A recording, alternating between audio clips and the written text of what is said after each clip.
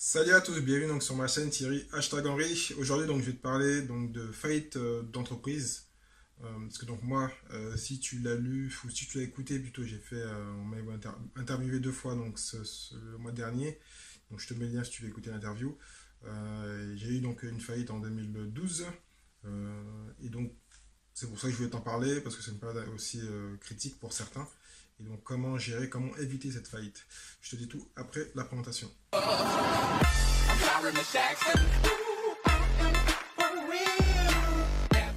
Donc, comment éviter la crise, enfin la crise, comment éviter la faillite de son entreprise, et de ses entreprises, tu en as plusieurs, même si les conseils vont te paraître assez simples, mais ça dépend pour qui. Moi, à l'époque où j'en étais, et parce que je suis un entrepreneur en général, en tant qu'entrepreneur, on est optimiste, on sait qu'on va faire des ventes. En plus, moi, je suis tourneur de formation, donc pour moi, il n'y a pas de limite. À un moment, je peux faire 0, un autre mois 10 000, un autre mois 100 000. Donc, quand il n'y a pas de limite, euh, il est compliqué. Mais il y a des secteurs, enfin pas des secteurs, il y a des radars, il y a des signes. Et le premier signal, c'est comptable. On peut avoir des taux de trésorerie. En tant qu'entreprise, c'est normal. Il y en a qui n'en ont pas, bon, ben, c'est bien pour eux. Ou ils sont dans un secteur où il y a beaucoup de trésorerie, ils savent bien gérer. Ce sont des personnes qui gèrent. Et quand on est en TPE, souvent on fait beaucoup de choses tout seul, même beaucoup trop tout seul. Et c'est là où on voit un entrepreneur qui scale, qui a compris qu'il faut donc avoir une assistante. Moi, à l'époque, j'avais trois agences, enfin deux que je gérais réellement, pas d'assistante. J'avais des stagiaires donc, qui passaient, mais j'avais pas de gens qui géraient. Et j'aurais dû déléguer ce que je ne sais pas faire, ce que je n'aime pas faire, c'est la compta. Actuellement, je le fais mieux parce que le monde a évolué, on a des logiciels, on peut mieux voir les choses. Mais sinon, j'avais un comptable, mais j'avais pas trop de lien avec lui. Il m'envoyait des factures tous les mois, j'envoyais quelques éléments, et rien d'autre. Je savais que j'avais une dette chez lui, en plus j'avais aussi une dette chez lui, donc c'est le comptable qui est mon partenaire, donc la relation est différente. Si déjà il y a un retard avec son comptable. Donc déjà là, c'est une base. Donc déjà chez ton comptable, tu dois de l'argent à ton comptable. Il y a des comptables qui vont comprendre 1 ou 2 mois, mais si tu as plus que ça, tu as 3, 4 mois ou même plus. Et en plus, tu n'as pas déjà eu une preuve où tu as eu une dette, tu l'as remboursée et tu commences. Bon, je sais pas quand j'ai commencé, c'était quasiment 2 ans après, mais il y a une période qui est critique, il va se dire, bon, lui, je le sens pas. Il va tomber, même si c'est ton partenaire, il a d'autres clients, il va s'occuper de ceux qui payent, ce qui est logique. Il te connaît pas, c'est pas de la famille, donc il n'a pas de raison, il va tout faire pour essayer de récupérer sa dette et de voir s'il peut pas récupérer ta boîte. Mais si tu lui as montré sur un long terme que tu n'es pas fiable, bah, c'est un peu logique qu'ils se disent, bon, lui, soit il stoppe le travail qu'il fait, même s'il n'a pas de raison, parce qu'il y a l'abonnement continu. Donc il peut aussi toucher du doigt et dire, bon, si ça marche, il va me rembourser 6 mois ou 1 an. Mais il peut aussi s'asseoir sur ça, donc c'est pas terrible. Donc déjà, si le départ, tu as un problème avec ton comptable, il va trouver, même si c'est le comptable, c'est pas un entrepreneur, enfin c'est un entrepreneur, mais c'est pas... J'ai écouté dernièrement un comptable qui est aussi youtubeur et aussi indépendant qui dit que le comptable et le conseil, moi je trouve pas. Le comptable peut être le conseil, mais il n'est pas automatiquement le conseil d'entrepreneur, parce qu'il ne comprend pas tous les business, il n'est pas dans tous les business. Et la nature du comptable, c'est pas quelqu'un qui prend des risques. L'entrepreneur est à l'opposé, il pense pas avec le même cerveau, entre parenthèses, ça dépend pas de l'entrepreneur, il y en a qui sont très financiers. Si c'est un entrepreneur plutôt fonceur, plutôt commercial, plutôt visionnaire, innovation, il va y aller. Même s'il y a une dette, il va se dire, c'est pas grave, je vais me refaire. C'est un peu l'esprit d'un jour de casino, mais pas trop, parce qu'on n'est pas si faux que ça. Le casino, lui, sait qu'il va perdre, mais il continue quand même. Donc, parenthèse, donc voilà. Donc, si déjà c'est une dette avec le comptable, les impôts, ça peut arriver aussi. Moi, ça m'est arrivé, et ça, c'est négociable. Et c'est même ce qui est fort quand on est entrepreneur. Moi, ce qui est une de mes qualités, bizarrement, on peut dire que c'est une qualité, c'est que bah, j'arrive à négocier des dettes facilement, des échelonnements, faire des preuves, toujours faire des paiements, enfin des choses qui sont basiques, quoi. Quand on est vraiment rentré dedans, souvent on voit que le côté positif où on paye tout, il n'y a pas de souci, on se paye bien. Mais c'est aussi une période, souvent quand on crée au début, où il faut savoir négocier. Ça prend de l'énergie malheureusement de négocier ses dettes avec certains créanciers et ensuite de les surpasser et puis de vivre normalement, mais ça peut arriver. Donc quand tu fais ça, c'est déjà une bonne base.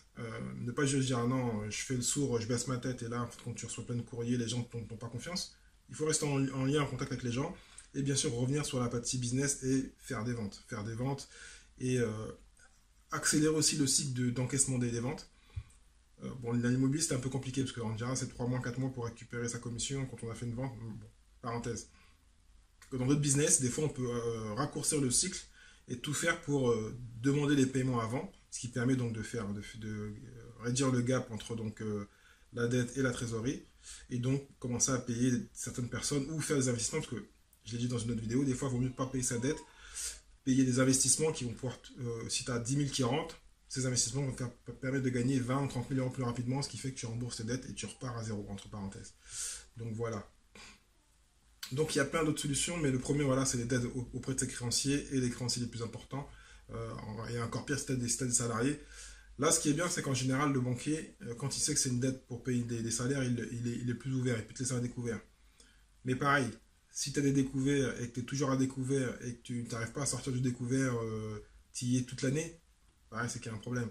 Soit c'est ton business, il y a des business qui sont faits comme ça, où ils ont un gros BFR et ils ont un problème de trésorerie, enfin, ils ont une trésorerie qui est un peu bizarre. Ça, tu fais avec, mais si c'est pas normal, pareil, il faut te poser avec la banque, dire où est le problème, qu'est-ce que tu dois faire, et arrêter. Des fois, le banquier est cool, il te laisse un découvert, mais bon, ça lui revient toujours à lui. Parce que le découvert coûte très cher. Le découvert, c'est même ce qui coûte le plus cher. On ne le sent pas, on ne le voit pas. On pense qu'on est bien parce qu'on a un découvert. Mais non, le découvert coûte extrêmement cher. Et en fin d'année, quand tu fais les comptes, tu vois que tu dois plus d'argent. Donc, tu pourrais faire une économie sur ça, sur ton découvert, et avoir une situation classique, on va dire. Et éviter donc de perdre de l'argent sur des frais bancaires. Et que tu auras pu donc gagner peut-être 2 000, 3 000, 5 000, même 10 000 euros sur des frais bancaires, c'est énorme, quoi. Donc, dernier conseil qui est un peu lié aux deux autres, c'est aussi faire attention aux clients, à ses partenaires qui sont dans une situation délicate. Si on peut en changer, il faut changer. Des fois, tu peux soutenir un partenaire, mais si un partenaire te peut être toujours en retard, ben, il va te mettre en retard toi. Et si en plus déjà à la base tu as des dettes, ben, c'est un effet boule de neige. C'est souvent un début de crise comme ça où tu as 5 partenaires et tu as 5 mauvais partenaires. Tu en as un qui va te payer normalement, mais si tu en as 5 qui font ton chiffre d'affaires et donc tu as trop de gros clients et qui font 80% de ton chiffre d'affaires et ils te payent en retard, là c'est un gros problème. Et si c'est récurrent, eh ben, automatiquement son retard de trésorerie à lui va être le tien aussi, ça va se décaler, donc ça va faire un trou. Et souvent, les grosses erreurs et les grosses failles d'entreprise, c'est à cause de la trésorerie. Donc il faut être très fort en trésorerie, donc savoir faire des ventes bien sûr, et les récupérer rapidement, et négocier s'il y a des délais, des retards avec la banque. Et donc dans l'autre sens, pour revenir à ce que je disais, négocier avec son partenaire, l'aider s'il le faut, mais s'il ne peut pas, dire voilà, désolé, je ne peux pas moi soutenir, comme j'ai dit ça, parce que ça m'est arrivé en plus en affiliation, en plus c'est une personne qui est très connue en ligne, je lui dis voilà, je ne suis pas ta banque, tu dois me payer un instant T, sinon ben, je pars voir quelqu'un d'autre. Bon, il y a eu des petits litiges, je lui fais les recommander, ce qui est stupide parce qu'on a des petits business en ligne, et la personne paye en retard. Il y avait un problème avec son assistante, je dis maintenant, mon ami, je ne suis pas la banque, donc ne joue pas avec mon argent, parce que quand tu joues, même si moi je le dis dans l'autre sens, ça m'est déjà arrivé de le faire exprès, de payer en retard pour jouer avec la trésorerie. Mais c'est pas très bien. Et donc certains le font exprès. Mais moi, voilà, j'ai fait un petit peu, mais pas souvent, mais certains sont cette habitude-là, surtout les gros. Les très grosses structures, elles savent que c'est une technique de gérer la trésorerie, de payer en retard ses clients. Et si tu le fais à beaucoup, donc tu as beaucoup d'argent, tu as une meilleure trésorerie. Mais bon, voilà. Et toi, donc dans le sens, il faut être fort et dire, voilà, même si je suis pas ton ami, je peux aller voir un autre partenaire. Donc je coupe la relation et j'envoie mon chiffre d'affaires, j'envoie mes clients, j'envoie mes compétences ailleurs chez un autre partenaire en espérant qu'il y ait un meilleur produit et un bon produit pour ne pas dépendre de sa gestion de la trésorerie et qu'il te paye en retard. Donc voilà, il y aurait encore plein de solutions, mais je pense que ces trois-là donc, sont plutôt à gérer et donc c'est assez important. Après aussi, il y a une dernière, ce que j'y pense maintenant, c'est aussi une gestion donc, de coûts. Hein. Des fois, quand tout se passe bien, on prend des abonnements, quelqu'un est venu te vendre un produit qui était soi-disant super intéressant, qui a automatisé son business. Il faut donc bien sûr se poser, faire sa trésorerie, ses coûts, et se dire voilà, surtout comme j'avais appris, tout ce qui est plus de 1 000 euros, il faut regarder, est-ce qu'il y a un intérêt ou pas. Souvent les petites sommes, bon bah tu fais pas attention. Tu regardes vraiment les différentes frais de ta structure, ce dont tu as vraiment besoin. Et parce que quand tu avais de l'argent, soit quand tu as de l'argent, tu veux le dépenser, il y a des choses qui n'avaient pas d'intérêt. Et à l'instant T où tu parles d'un plein d'intérêt, bah, tu coupes et puis tu fais sans. Voilà. Moi, je me rappelle à l'époque, c'était en plus bizarrement, c'était le changement entre l'immobilier magazine, où on avait le papier magazine, et Se Loger. J'ai stoppé, j'avais un abonnement Se Loger, qui à l'époque commençait à prendre de la valeur. Je l'ai arrêté, là c'est le contraire, j'ai fait une erreur. J'ai arrêté Se Loger 6 mois, j'ai vite compris qu'il fallait que je la reprenne, je l'ai repris, et j'ai arrêté mes abonnements magazine. Parce que les gens n'allaient plus en boulangerie, lisaient les magazines, mais ils n'appelaient pas par rapport au magazine. Donc j'ai compris que tout allait sur internet, j'ai coupé l'abonnement marketing que j'avais avec une société de mettre d'annonces dans les magazines, c'était en 2008, 2009, et puis j'ai investi au contraire dans Ce Loger, parce que j'ai vu que mon trafic et les clients arrivaient par là, donc voilà, il faut faire un calcul de ce qui est important qui ramène du ROI, du chiffre d'affaires. Sinon, pas la peine.